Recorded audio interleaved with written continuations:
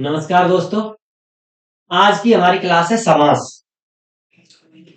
समास क्या होता है आपको पता है? देखो, संधि जैसा समास नहीं होता। संधि क्या है? संधि दो वर्णों के मेल को कहती है। समास क्या होता है सबसे पहले आप समझ लें। देखो, समास का शाब्दिक अर्थ होता है संक्षेप। आप संक्षेप समझते हैं? किसी चीज को शॉर्ट करना, छोटा करना। देखो, समास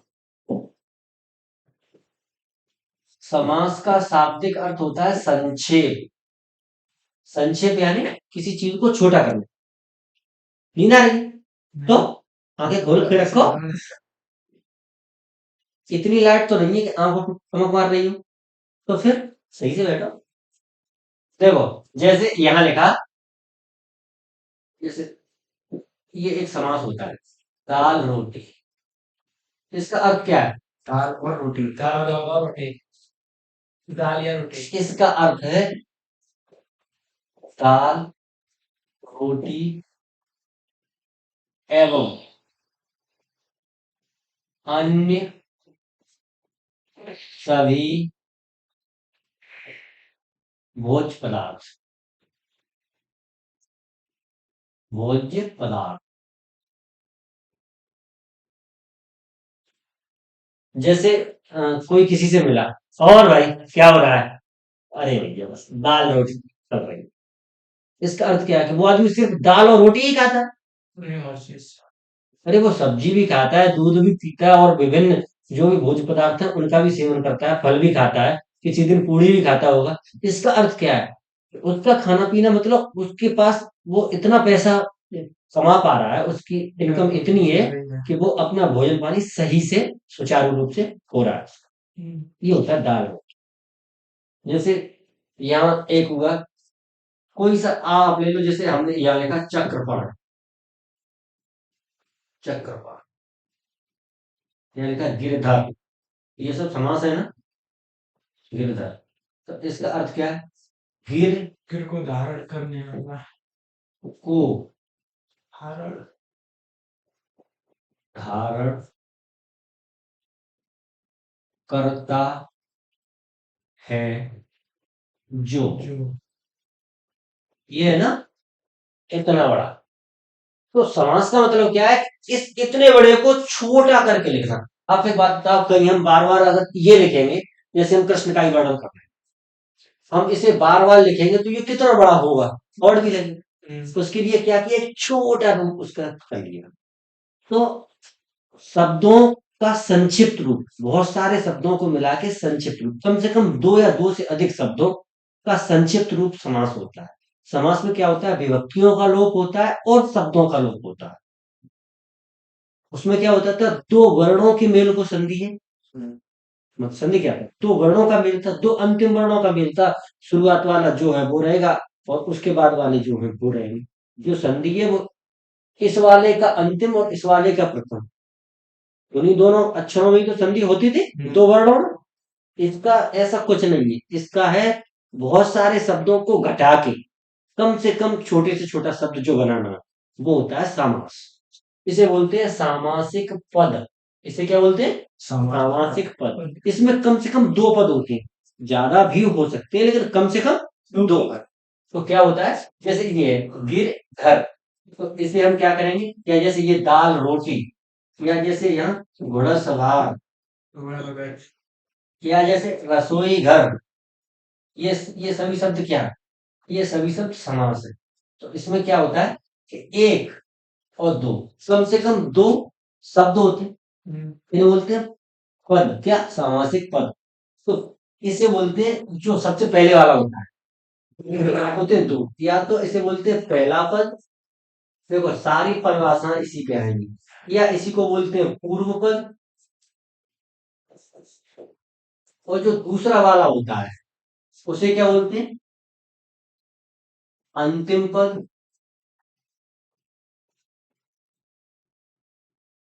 या बोलते हैं दूसरा पद, दूसरा या द्वितीय पद। लेकिन इनके अलावा कुछ जो उसे सबसे अधिक बोलते हैं वो बोलते हैं उत्तर पद। जो भी इसका पूरी भाषा रहेगी वो इसमें रहेगी। पूर्व पद और उत्तर पद। तो आप समझिए क्या होता है पूर्व पद उत्तर पद। जैसे देखो, जैसे यहाँ लिखा है, यहाँ ये एक समास है। जैसे यहाँ लिखा है, कोई सा आप एक समास ले लो, जैसे विद्यालय, विद्यालय। तो ये क्या है, इसमें शब्द है दो, एक है विद्या, दूसरा है आलय। विद्या और आलय।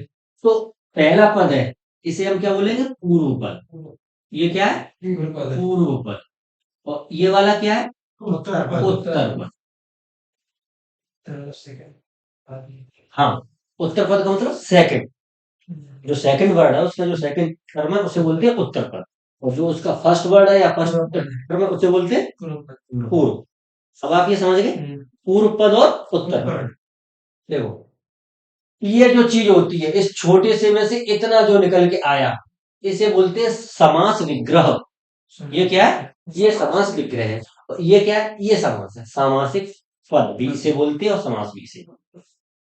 अभी हमने कितनी चीजें सीखी, देखो, अभी हमने सीखा सामासिक पद, ध्यान से सीखो, सामासिक पद, ठीक, और समास विग्रह, समास विग्रह। दो चीजें हमने और सीखी, पूर्व पद, पूर्व पद, और क्या सीखा, उत्तर। अगर आप ये चारों चीजें सीख गए तो आप समास को बहुत समझने लगोगे। देखो, अब मैं यहाँ आपको एक समास लिख रहा हूँ, उसमें आपको ये बताना है कि ये क्या क्या है। ठीक।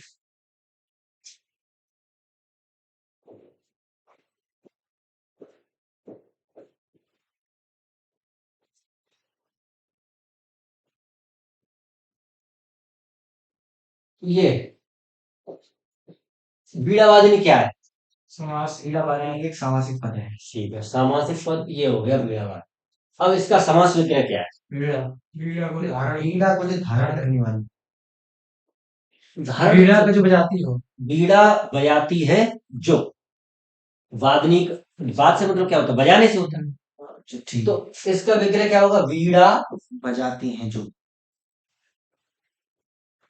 बजाती है जो,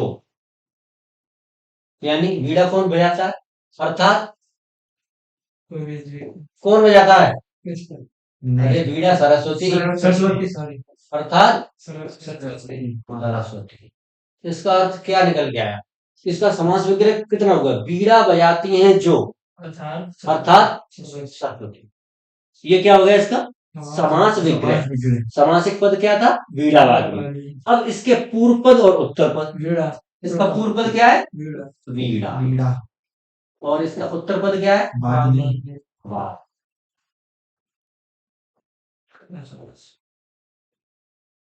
आया समझ में सही से। एक उदाहरण और, उसके बाद आगे बढ़े।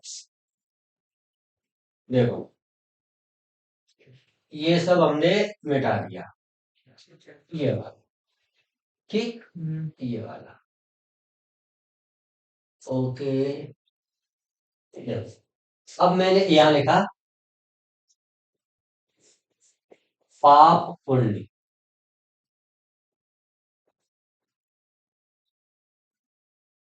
ये क्या है, सामासिक पद, ये है सामासिक पद। अब इसका पाप करने वाले हैं जो, अब इसका विग्रह क्या होगा, पाप करते अरे हैं। सबका वही थोड़े होगा, इसका होगा पाप या पुण्य, पाप और पुण्य नहीं, पाप या पुण्य। देखो, जब दोनों, जो विपरीत शब्द हो तो उनके बीच में या आए, ठीक है। एक जैसे शब्द हो तो उनके बीच में और आए, ठीक। पाप या पुण्य, पाप, या इसका इसका समास विग्रह क्या होगा, पाप पुण्य। या पुण्य। इसका प्रथम पद या पूर्व पद क्या होगा, दोनों पद प्रधान हो गए। पाप, और दूसरा पद या उत्तर पद क्या होगा, आ रहा है ना समझ में? हाँ जी।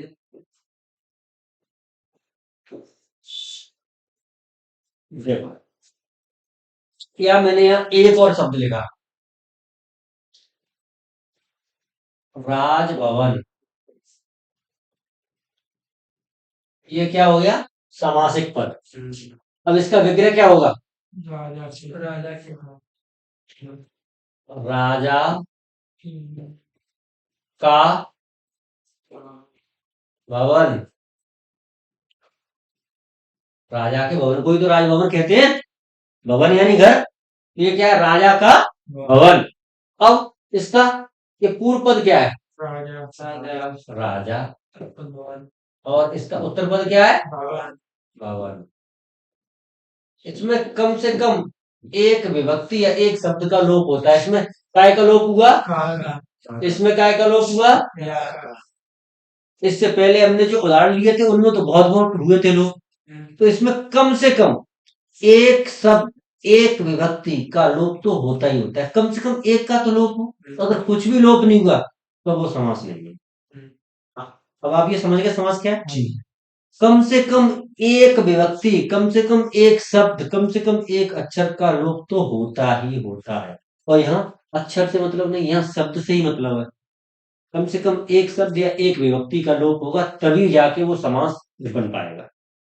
समास का हम जब भी विग्रह करेंगे तब हमें विग्रह करते हुए उसमें कम से कम एक शब्द या एक विभक्ति जोड़नी पड़ेगी, नहीं तो हमारा विग्रह पूरा नहीं। जो उसका पहला पद होता है उसे बोलते हैं पूर्व पद, जो उसका दूसरा पद होता है उसे बोलते हैं उत्तर पद। इतना क्लियर? आगे बढ़े। देखो, समास होते हैं 6 प्रकार के। कितने प्रकार के होते हैं? समास 6 प्रकार के होते हैं। कौन कौन से? अव्ययी भाव समास, द्विग समास, द्वंद्व समास, कर्मधारय समास, बहुब्रीहि समास और ये जो क्रम लिखा है ना, ये क्रम आगे पीछे हो सकता है, इस क्रम का कोई महत्व नहीं। महत्व ये है कि हम समाज सीख जाए। जैसे व्याकरण की दृष्टि से ये जो क्रम है ये व्याकरण वाला नहीं लिखा है, मुझे पता है, मैंने ये जानबूझ के किया है। लेकिन हम इस क्रम में सीखेंगे, इस क्रम में सीखेंगे तो थोड़ा सही से सीख पाएंगे और जल्दी सीख पाएंगे। तो सबसे पहले हमें क्या सीखना? अव्ययी भाव। तो देखो अव्ययी भाव समास क्या होता है, देखो हम बता रहे हैं। अव्ययी भाव का नाम आप एक याद रखेंगे सही से, अव्ययी भाव समास। अब देखो इसमें क्या होता है, देखो इनकी परिभाषा इसलिए आपको बताना जरूरी है कि कई बार परीक्षा में परिभाषा ही पूछ लेता है कि निम्न में से कौन से समास में प्रथम पद प्रधान होता है, या निम्न में से कौन से समास में प्रथम पद गौड़ होता है।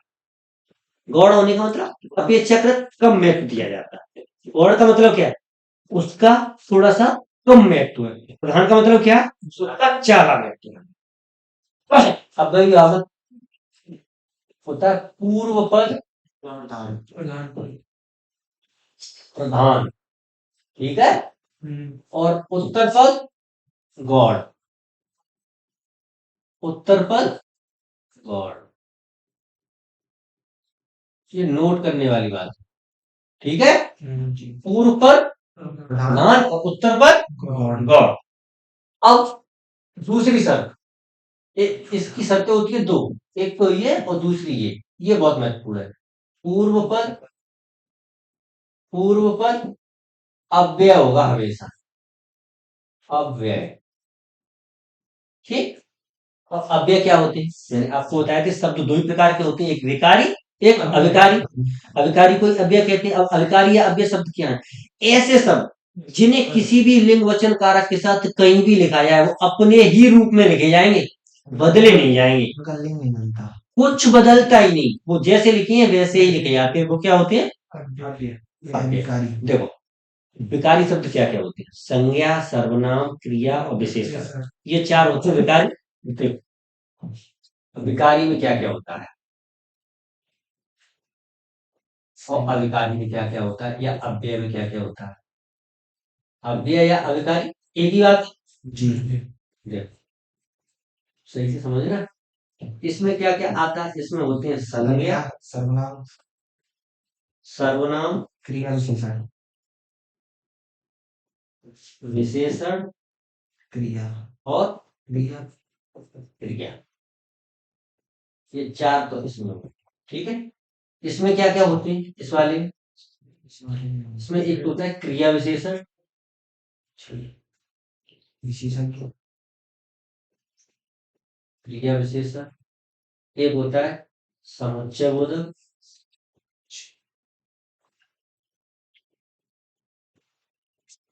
एक होता है संबंध बोधक,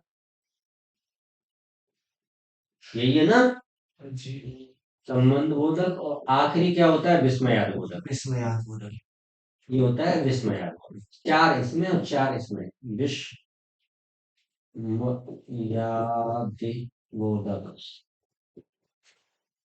ठीक।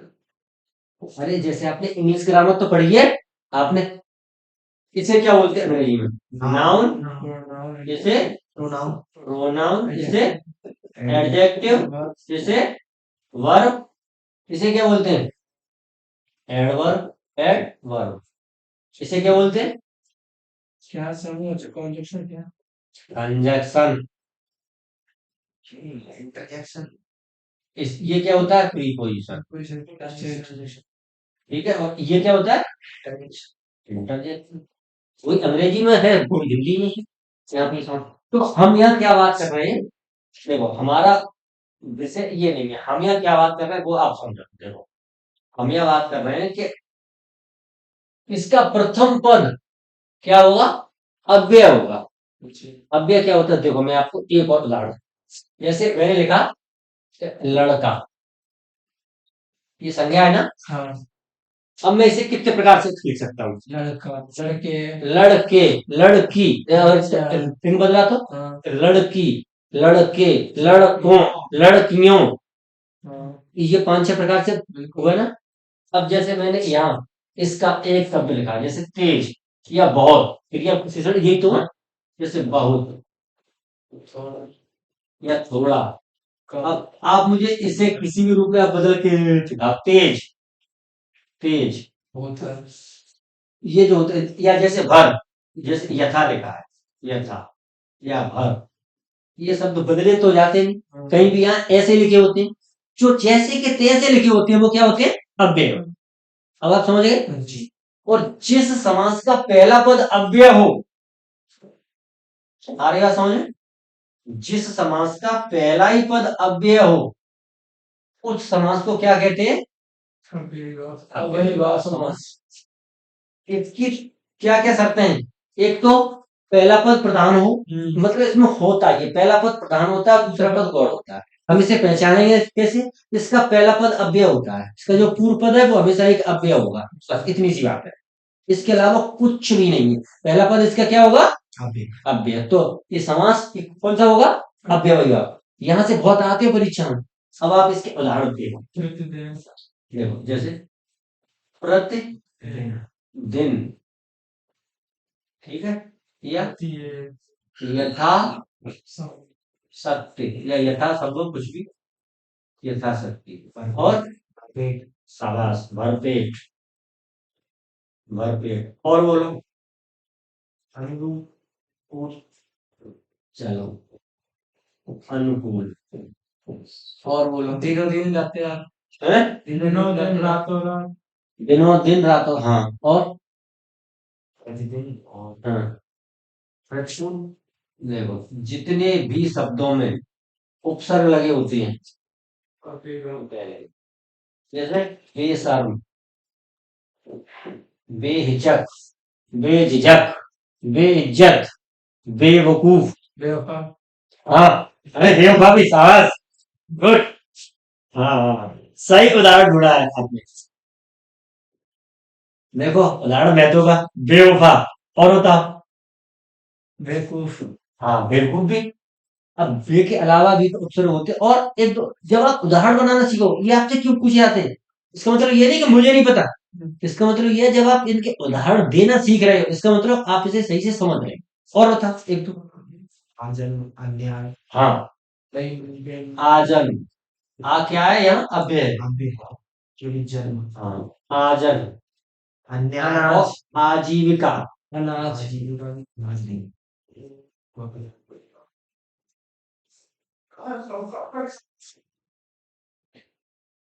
जिन सामासिक पदों का प्रथम पद प्रधान होता है और द्वितीय पद गौड़ होता है। अच्छा। कहने का मतलब अब आप ये भी समझ लो कि प्रधान और गौड़ में क्या फर्क है। देखो, जैसे मैंने ये लिख दिया बेशक, ठीक है। एक आप इसमें से कोई सा उदाहरण ले लो। शर्म का अर्थ क्या होता है? लज्जा। ठीक है। शर्म आप जानते हैं क्या होती है? बेशर्म ने इसका पूरा अर्थ ही बदल दिया। मतलब इसका अर्थ कहाँ से ज्यादा निकल रहा है? इसकी भूमिका ज्यादा है कि इसकी ज्यादा है? ये पद प्रधान हुआ ना। बस पहला पद प्रधान होता है, दूसरा पद गौड़ होता है।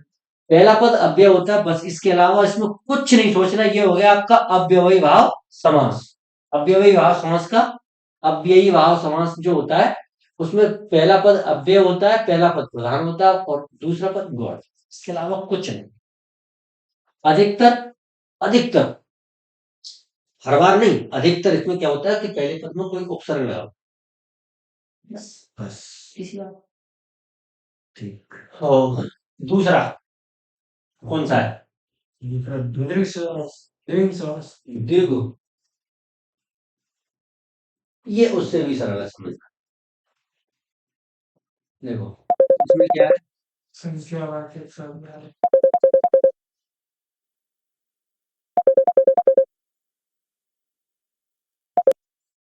आप अपने खोल लो, नेट में कोई है तो देखो, या फिर आप अपने नंबर से कॉल कर लो। देखो द्विगु समास क्या होता है? ये होता है जिसका पहला पद संख्यावाचक हो। इसका आपको बस इतना ही समझना है। अपनी समझ के लिए आप सिर्फ इतना समझ लो, जिस सामासिक पद में पहला पद संख्यावाचक हो। इसके आगे कुछ कौन है? आप उसे कॉल कर लो। सुनो, जिसका पहला पद संख्यावाचक हो, हालांकि दूसरा पद इसमें प्रधान होगा, ठीक है। पर आपको सिर्फ इतना ही ध्यान रखना है कि जिस सामासिक पद का पहला पद संख्यावाचक हो, बस। इसके अलावा इसके लिए सबसे सरल यही है, जिसका पहला पद आपको संख्यावाचक मिले दो। हालांकि कुछ बहुब्री भी होती है, वो आपको बताएंगे जब भी बहुब्री आएगा। जैसे अब आप इसके आप उदाहरण दो, ये संख्यावाचक क्या होता है? क्रम से दो, 1 2 3 4 आपको 10 तक, 1 2 3 4 क्रम से दो, एक पे बताओ। एक सबसे कठिन है एकाक्षरी। एक पे कठिन है तो चलो एक के हम लिख दे रहे हैं। एक दंत तिराहा, एक पे ही लिख देना चलो। एक अधिकार, एक बेईमान, एक पे हम लिख देना चलो। एक छत और लिखें। अब बोलो दो पे। दोपहर, शाबाश। दोपहर, दो पहिया, दो पहिया और दो पहिया, द्विवेदी, द्विवेदी, दुधारी, दिनकर। पर दुधारी होगा, दुधारू अगर शब्द लिख गया तो वो समास नहीं है, वो एडजेक्टिव है। दुधारी, दुधारू क्या है? वो विशेषण है। दुधारी है तो समास है, मतलब दो धारों वाली। दो धारों वाली, दुधारी मतलब संख्या का मतलब दो धारों वाली। दो राहा और अच्छा, अब बोलो तीन पे। तिराहा, तिराहा, त्रिकोण। ओहो सही है, त्रिकोण। और त्रिकोणमिति, त्रिवेदी, त्रिवेदी, त्रिकोण, त्रिकोणमिति का त्रिवेदी। आप जानते हैं वेदी द्विवेदी त्रिवेदी क्या होते थे? जानते हैं? वेदी द्विवेदी त्रिवेदी। वेदी जिसे एक वेद का ज्ञान हो, द्विवेदी जिसे दो वेदों का ज्ञान हो, त्रिवेदी जिसे तीन वेदों का ज्ञान हो, और चतुर्वेदी। आजकल ये पहले उनकी नॉलेज के हिसाब से टाइटल थे, आजकल ये जातियां बन रही हैं। आज के जो चतुर्वेदी होते हैं ना, उन्हें यही नहीं पता कि वेद क्या है। अरे नहीं हाँ, हंसने की बस, रियली में आज के जो चतुर्वेदी हैं उन्हें वेद ही पता नहीं। ऐसे ही मैं एक चतुर्वेदी से मिला था व्यक्तिगत न्यायालय में, तो ऐसे ही कुछ बातचीत हुई, थोड़े से मजाकिया लहजे में मैंने कहा चतुर्वेदी जी आप चारों वेदों के नाम बता सकते हैं? बोला अरे यार यादव जी क्या बकवास करते हो, इसके अलावा और आप बहुत सारी बातें करो। आज की चतुर्वेदी ऐसी है जिन्हें वेदों के नाम पता है। और इस पे और बहुत सारे उदाहरण जैसे त्रिमूर्ति, और त्रिदेव, हाँ कुछ भी, त्रिकोण, त्रिलोचन, चार पे चतुर्भुज, चतुर्भुज, चौराहा, और चौराहा, चौराहा, और चतुर्दिश, अब पांच पे पंचानन, पंचानन, और बताओ पंचमुखी, पंचमुखी, पंचमुखी, छह पे बताओ षडानन, पांचाली, षडानन, हाँ पांचाली तो जरूर याद रहे, गुड, षडानन, और षटकोण, षटकोण, और सात पे सप्ताह, सप्त सिंधु, और शताब्दी, सप्तऋष, क्या शताब्दी नहीं होता, वो शताब्दी होता है, वो 100 पे होता है, सप्त सिंधु, अरे सप्तऋषि लिख रहा था, 26 मिनट की क्लास। चलो। और इसके बाद बहुत सारे अष्टभुज, नवग्रह, नवरात्रि, दशानन, और शताब्दी, सहस्त्राब्दी, जिसका भी प्रथम पद संख्यावाचक हो वो कौन सा हुआ? और कोई दिक्कत इसमें? आपने अब तक कितने समझे? अव्यय और दीर्घ। इसके बाद अगला द्वंद्व, बहुत मजेदार है द्वंद्व। देखो इसके दोनों पर प्रधान होते हैं, न पहला दूसरे से कम, न दूसरा पहले से कम। इसमें एक बात तो ये होती है, इसके दोनों पर प्रधान होते हैं, तो ये यहाँ पर नोट करने वाली बात है। ये कई बार एक बात पता नहीं राजस्थान वीडियो में या UP triple S C roadways conductor में ये सवाल पूछा गया था, निम्न में से किस समास के दोनों पद प्रधान हो? इसी तरह पूछा गया था, सेम 4 ऑप्शन थे, उनमें से एक था। हाँ तो आप इसमें नोट करें कि इसके दोनों पद प्रधान होते हैं, इसके दोनों पद प्रधान होते हैं। पहली बात तो ये, ठीक। दूसरी बात क्या है, इसमें सामान्यतः प्रत्येक में नहीं, सामान्यतः दोनों पदों के बीच में योजक चिन्ह होता है, ये वाला। सभी ब्राह्म चिन्ह तो मैंने आपको जो पढ़ाए, ये वाला जो चिन्ह है ये सामान्यतः होता है, लेकिन सब में नहीं होता। अब कहाँ कहाँ नहीं होता अभी हम आपको बताएं। इसके आप उदाहरण बताओ। जड़, माता पिता, चलो ठीक है, माता पिता, भाई बहन, दुख सुख, अपना पराया, अपना पराया, लाभ हानि, लाभ हानि, खरा खोटा, लाभ हानि, ठीक है। बोई वाला जो चर्चा कर रहे थे वो, दाल रोटी, नून भात, अब मैं एक लिखता हूँ,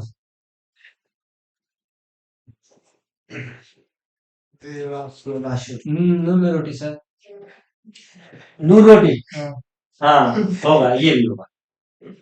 ये है देवासुर।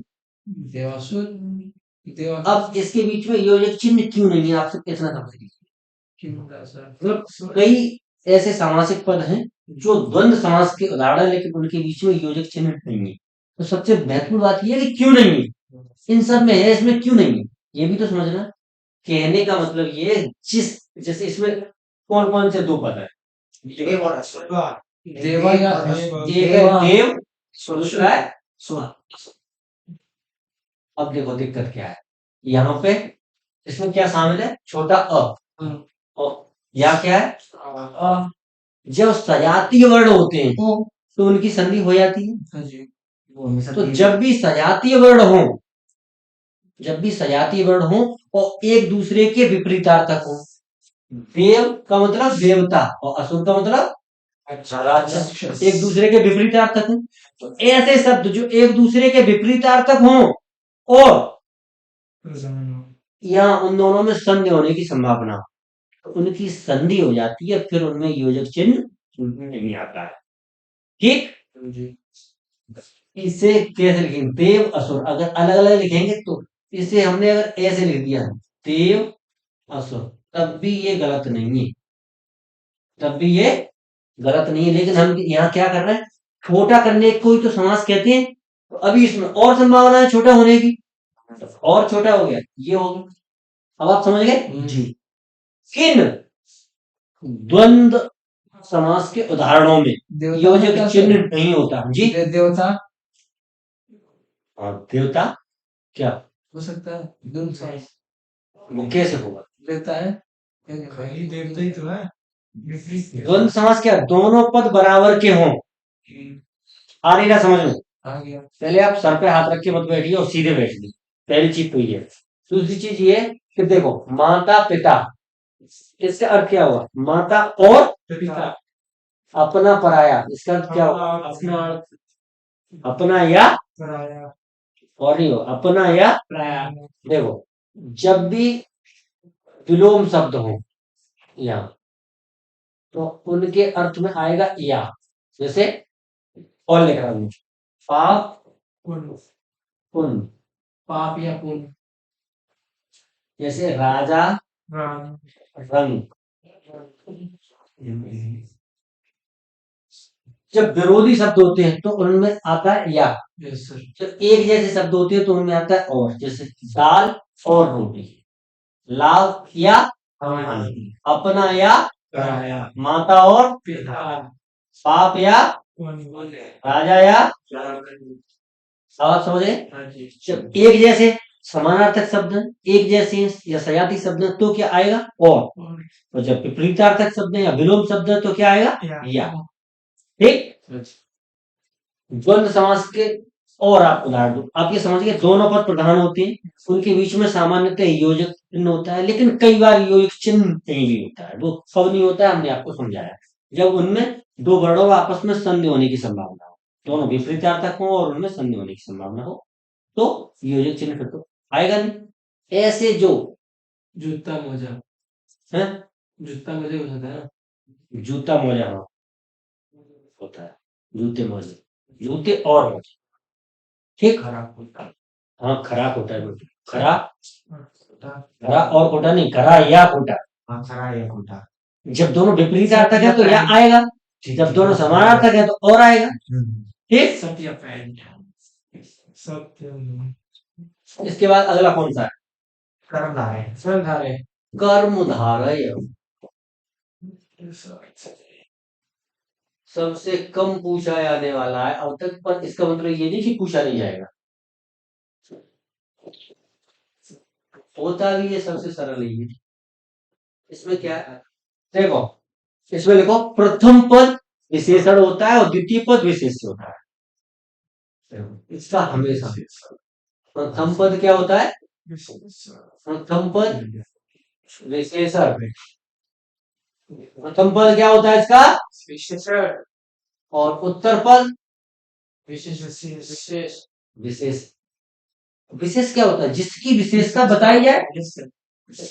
उत्तर पद क्या होता है इसका? इसका विशेषण। अरे यार ये तो कुछ और लिख गया, सद लिख गया, बना रहा था पा और बन गया सा। उत्तर पद क्या होता है इसका? विशेष। ठीक है, जैसे अब इसकी शर्त ये है कि प्रथम पद विशेषण ही होना है। प्रथम पद हर हाल में विशेषण होगा ही होगा। जैसे उदाहरण दो, अरे एक वो ही याद कर लिया, चलो नीलकंठ नीलकमल छोड़ के उदाहरण। पीताम्बर, परमानंद, अरे भाई ले छोड़ा, चलो परम परमानंद, परमानंद।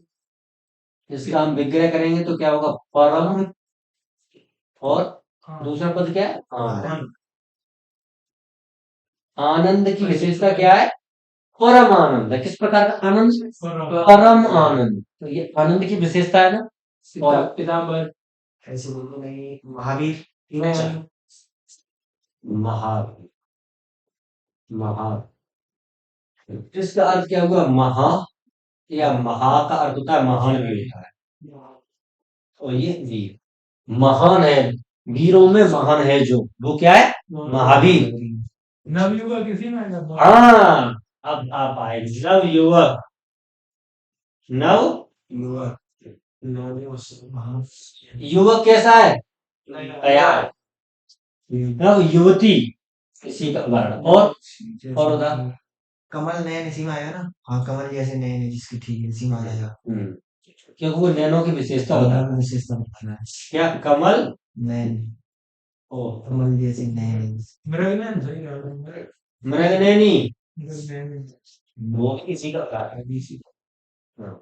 चंद्र जैसे नयन। मृग जैसे नैनो वाली, नहीं, हाँ, ये कमल में, ठीक है। ये कमल जैसे नेत्र वाली है। अलग अलग क्वालिटी होती है ना, किसी के नेत्र कमल जैसे, किसी के हिरणी जैसे। और बताओ इसके उदाहरण। आप ही बताओ, आप जितने ज्यादा उदाहरण बना लोगे उतना ज्यादा आप सीख जाओगे। प्राण प्रिय। आ नहीं रहा समझ में? समझ आ रहा है, आ रहा है, तो आप इसका एक और उदाहरण बताओ। पीताम्बर पीताम्बर, पीताम्बर का मतलब क्या होता है? पीला पीला है अंबर, जो अंबर का अर्थ होता है वस्त्र, वस्त्र जो वस्त्र पीला है। अर्थात कृष्ण। हाँ, या पीला वस्त्र कौन धारण करता था? कृष्ण। कृष्ण पीताम्बर एक कृष्ण का पर्यायवाची, वो आपको बताएंगे इस बार। और आप इसके उदाहरण बताओ। प्राण प्रिय ओ वाह, प्राण प्रिया, सही सही सही लैंग्वेज। प्राण प्रिया ऐसे भी लिखते हैं और प्राण प्रिय हाइफन के बिना भी लिखते हैं। प्राण प्रिया सही उदाहरण ढूंढे हो आप। देखो दिक्कत क्या है, मैं आपको बताता हूँ। एक छोटी सी 1 मिनट की एक कहानी। एक गांव में एक बुढ़िया रहती, मतलब एक गांव में एक महिला रहती थी और उसका एक बच्चा रहता था। महिला थी विधवा। तो गांव में क्या होता है, मूल रूप से खेती ही एकमात्र इंडस्ट्री क्या है? खेती है, और तो कोई इंडस्ट्री है नहीं। तो जब फसलें कटती थी तो वो कृषक मजदूर थी महिला, कृषक मजदूर का किसानों के यहाँ मजदूरी करती थी। उसका पति था नहीं, वो तो विधवा थी। एक ही उसका बच्चा था, छोटा सा उसका बच्चा, मान लीजिए आपका 8 या 10 साल। तो उसने पहले मजदूरी की लोगों के, उससे कुछ इकट्ठा किया, काफी सारा अनाज, और फिर उसके बाद सिला होता है ना, सिला, जो ये अनाज के दाने या बाल वाल के हाँ वालियां भी हाँ हाँ। तो वो सिला बीनने जाती थी, और सिला बीन के उसमें से जो इकट्ठा, उसमें से तो किसी को देना नहीं। जैसे किसी के यहाँ मेहनत की, मजदूरी की, तो वो तो उसके यहाँ जितना काम किया उतना वहां से ले लिया। फिर सिला बीनने के लिए उसने, तो एक दिन सिला बीनने गई अपने बेटे के साथ। तो धूप तो होती है उन दिनों, क्योंकि अक्सर करे अप्रैल या मई के महीने में होता है ये सब। हाँ, वो सिला बीनने गई तो उसके बेटे ने सारे करने, नहीं मम्मी बहुत धूप है। जैसे ही वो गई, थोड़ा सा सूरज ऊपर आया तो कहना, नहीं नहीं मम्मी बहुत धूप है। बच्चा था, हट करने लगा। तो बेचारी चलिए, उसने कहा कि बेटा अगर हम अभी सिलानी भी नहीं तो फिर जब बरसात का मौसम आएगा तो हम कमाचे में क्या खाएंगे? हमने कहा, अरे मम्मी इतना सारा अनाज रखा तो है घर पे। अब वो माना नहीं। अब उसने भी थोड़ा सा आलस किया, धूप उसे भी, यार इंसान तो वो भी थी, उसे भी धूप लगी होगी, बच्चे ने जिद की, वो चली आई। दूसरे दिन फिर जाने की कोशिश की, बच्चे ने कहा, अरे अभी इतनी धूप में हम क्यों भीगे? उसके बाद उन लोगों ने, जब वो तीसरे दिन जाने की कोशिश की, तब तक काऊ की बेड़े बेड़े आई हो। अरे भाई, अब सिला का ऑप्शन खत्म। उसके बाद वो अपने चैन से रहने लगे। गर्मियों के महीने बीते, फिर बरसात शुरू हो गई। जैसे ही भादो क्वार का महीना आया, उस टाइम पे अब धीमे धीमे करके वो जो स्टॉक था वो तो खत्म। जब स्टॉक जो पर्याप्त था ही नहीं, तो उसे तो खत्म ही होना था। स्टॉक उनका खत्म हुआ। एक दिन अब उसके पास कुछ था ही नहीं, तो सोच रही थी कहाँ से कैसे अरेंज करें। तभी उसके बेटे ने कहा कि मम्मी रोटी बना लो। कहा, बेटा आज तो है नहीं, तब मैंने तेरे से कहा था कि सिला बीनने दो, तब तू कहता था कि सिला नहीं बीनेंगे उसको। तो मम्मी अब आटा खत्म हो गया, तो कि अब दोबारा से, उसने, वो छोटा बच्चा था तो उसने उसे ऐसे ही सराहने के लिए कह दिया कि अब जब दोबारा से फसल कटेगी तब सिला होगा, तब सिला बीनेंगे, तभी वहां से जो गेहूं आएंगे उन्हें पीस के आटा बनेगा, उसकी रोटी होगी। ना मम्मी, भूख लगी है, सिला बीनने तो जाना है। बेटा अब तो वहां पे जब पानी भरा है बहुत। कोई नहीं मम्मी, डूब डूब के बीनेंगे। कहने का मतलब ये है कि अगर आप अपने इस वक्त को यूटिलाइज नहीं कर पा रहे हो, फिर आप कितनी भी कोशिश करना, फिर नहीं हो पाएगा। ऐसे चांस आपको नहीं मिले। अब बताओ, अभी आपके पास इतनी बड़ी भर्ती, इतनी वैकेंसी एसएससी जीडी में है, इतनी वैकेंसी, अभी ये इलेक्शन का तोहफा है, दोनों हाथों से कबूल करो। अभी आपको लगा यार बहुत सर्दी पड़ रही है, ऐसे टाइम पे भर्ती आई है, भयंकर सर्दी है, रजाई से निकला नहीं जा रहा, कैसे पढ़े? फिर आप क्या करोगे? फिर आप कोशिश करोगे कि डूब डूब के चला गया। ऐसा मत करो। अभी थोड़ी सी अभी मेहनत कर लोगे तो फिर बहुत मौज होने वाली है। जिन लोगों ने अभी मेहनत नहीं की तो बस, देखो आपके पास दो विकल्प है, या तो अभी कुछ दिनों परेशान हो लो, जी जान एक कर लो अभी, तो आपको फ्यूचर के जो रिजल्ट है वो बहुत अच्छे होंगे। देखो, कमाता हर आदमी है।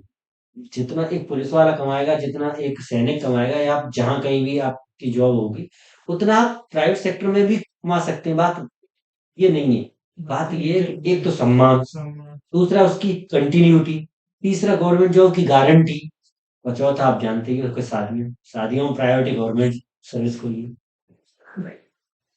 बहुत जरूरी है। अब हो गया ये, हो गया। अब कौन सा रह गया? बहुप्रिय। बहुवरी है। देखो इसमें क्या है,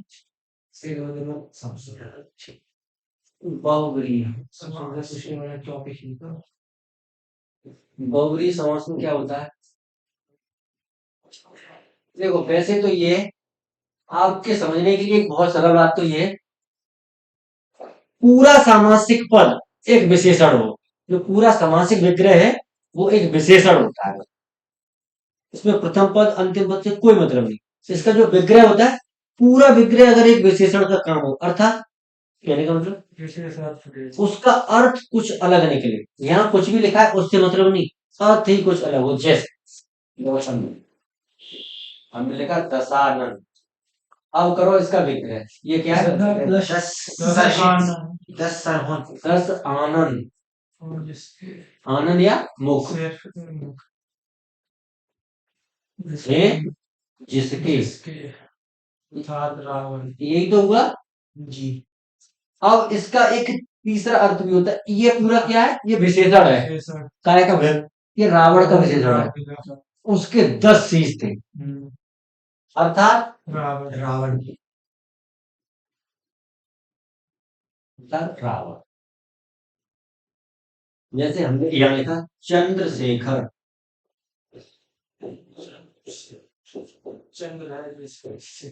अब इसे हम करेंगे कि चंद्र है जिसके सर पर, जिसके शिखर पर, शाब्दिक तो यही है ना जी। अर्थात शिव जी। शंकर जी की फोटो देखी जरा। हाँ जी। हर एक फोटो में शंकर जी के ऐसे एक जूड़ा होता है, तो जूड़े पे ऐसे एक चंद्रमा होता है, ठीक है ना? हर एक में होता है, हर एक फोटो में। शंकर जी के फोटो में एक वहां से एक ऐसे जो बाल ऐसे होगा, उसमें से निकलेगी गंगा, और यहाँ पर एक होगा ऐसे चांद होता है ना, अर्धचंद्र। किसके सिर पर चंद्रमा होता है? शंकर तो इसका अर्थ क्या हुआ? शिव। शिव शंकर बोले कुछ भी कह लो, ये इसका अर्थ क्या निकला? चंद्रशेखर का। यहाँ जो लिखा था ये इसका अर्थ नहीं, इसका अर्थ तो कुछ और निकला। यहाँ लिखा था दशानन, इसका अर्थ होता है 10 मुख हैं इसके, लेकिन इसका अर्थ वास्तव में क्या निकला? रावण। यहाँ लिखा है कि चंद्र है जिसके सिर पर, इसका वास्तव में अर्थ क्या है? शिव। अब देखो, कुछ कर्मधारय समास, सुनो, कुछ कर्मधारय समास, कुछ द्विगु समास ऐसे भी हो सकते हैं जो बहुव्रीहि समास। जैसे हम आपको बता, मैंने लिखा त्रिनेत्री या त्रिनेत्र, ये क्या होता है? 3 नेत्रों वाला, 3 नेत्रों वाला। इसका अर्थ क्या हुआ? शंकर। हाँ, शिव शंकर, एक ही बात। ये वैसे तो ये शुरू कैसे हो रहा है? त्रि से, यानी 3 संख्यावाचक है ये पहला पद, ये संख्यावाचक। तो क्या होगा? ये द्विगु समास हो गया। द्विगु समास होगा। लेकिन अगर यही पूछा है और इसका अर्थ कुछ और है, तब ये द्विगु समास नहीं होगा, ये बहुब्री समास होगा। हम्म समझ रहे हो ना? हाँ जी। ये द्विगु समास नहीं है। लोग कहते हैं कि अगर ऑप्शन में ये है वो है तो आपको ये गिरेगा, ये द्विगु समास है ही नहीं। ये इसलिए बेशक संख्यावाचक से शुरू हो रहा है, लेकिन अगर इसका अर्थ बदल गया तब ये कौन सा हुआ? बहुब्री है। बहुब्री समास। देखो इसमें दो चीजें, आपको एक चीज पे हाँ क्या है, कौन है? खाना अच्छा अच्छा, इतनी जल्दी? कितने बजे? More than 6। अरे 6 साढ़े छह हो गए। चलो, क्लास आज ओवर हो गई, बहुब्री और तत्पुरुष कल की क्लास। अरे क्या हो गया?